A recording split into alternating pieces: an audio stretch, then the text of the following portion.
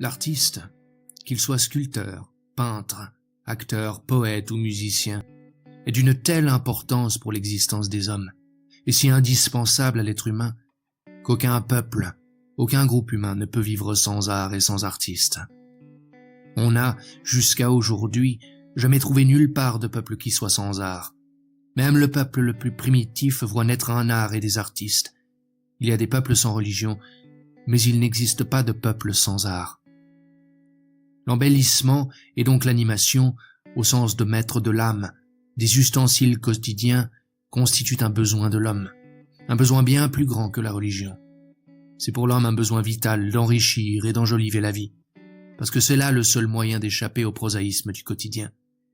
La quotidienneté, en effet, étouffe l'homme, engourdit ses sensations, ses espoirs, ses idéaux, ses pensées, au point que toute vie perd sa valeur et que la phrase la plus désespérante exclame strictement « Pourquoi vivre ?» Ce n'est pas la religion, mais bien l'artiste qui pose à l'homme cette question et lui répond par une si forte volonté de vivre et une capacité de création dont la puissance vient de tellement loin, le rend tellement égal à Dieu, que cette question elle-même périt sur les lèvres de l'homme. L'art dont nous avons besoin pour nous libérer mentalement, pour nous faire supporter le prosaïsme du quotidien, doit être d'une force telle que nous en serions touchés nous-mêmes.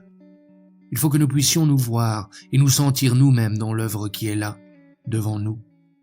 Elle doit obligatoirement parler à nos sens, exprimer nos idées, et être l'expression de nos désirs avec tant de clarté que nous sachions aussitôt que c'est de moi que l'on parle, de moi au sein de l'univers, de moi comme élément de l'humanité et comme élément du cosmos.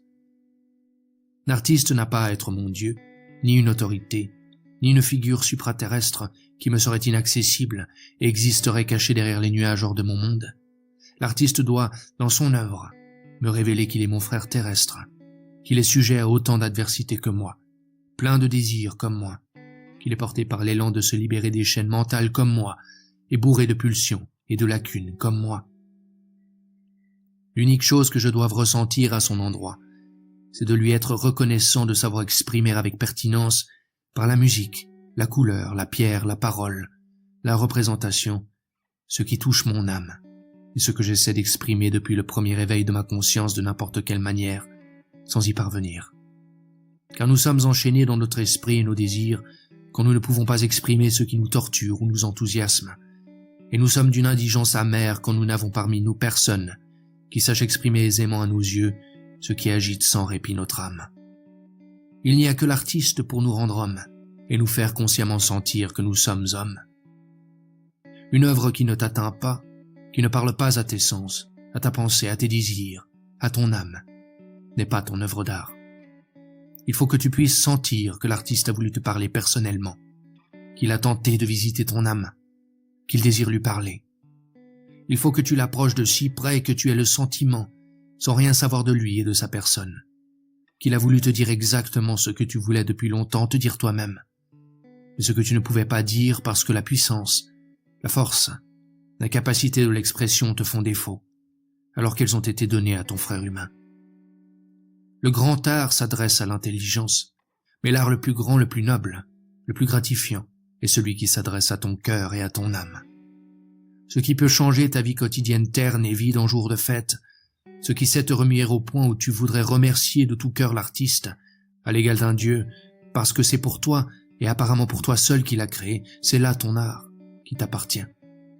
Il n'y a qu'un créateur dans le ciel et sur la terre, il n'y en a qu'un qui fait briller le soleil pour toi, même si tu devais être loin sous la terre. Il n'y a qu'un miséricordieux pour nos soucis, et il n'y a qu'un rédempteur pour nous délivrer de toute notre détresse psychique. C'est l'artiste qui est ton frère, qui est de ta chair et de ton sang, de tes souffrances et de tes joies.